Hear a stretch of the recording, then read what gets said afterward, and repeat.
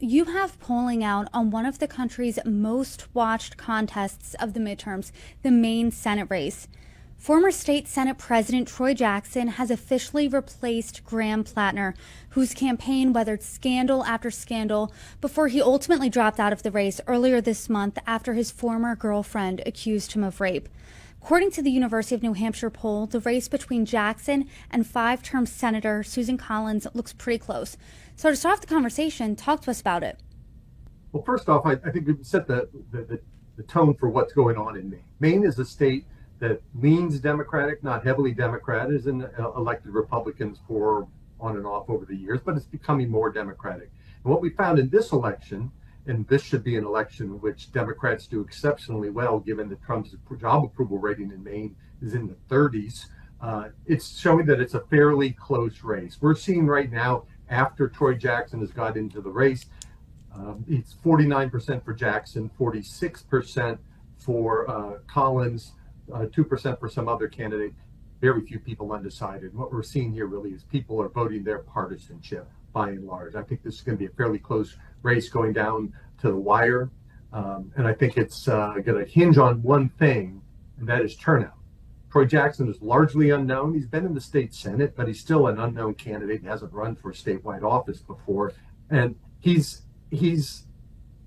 running up into the problem that you have in midterm elections.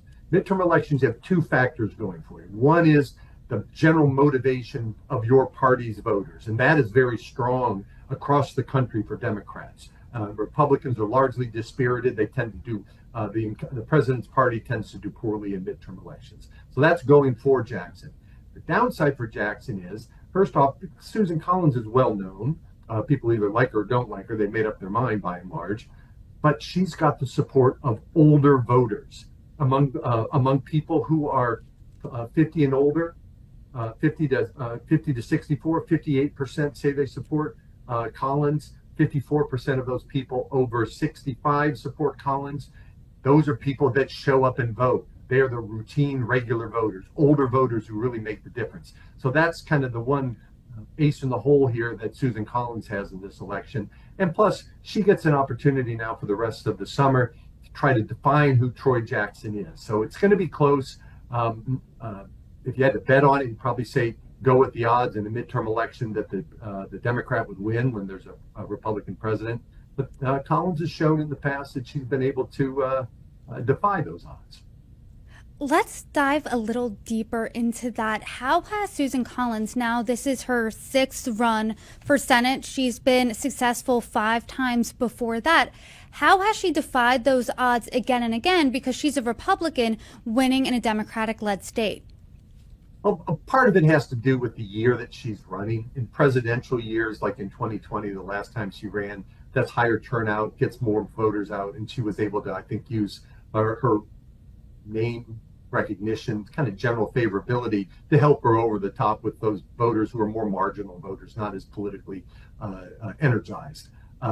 This time around, and prior to that, the state was more Republican, so it wasn't surprising that she was able to win in a state that was more Republican than it is now.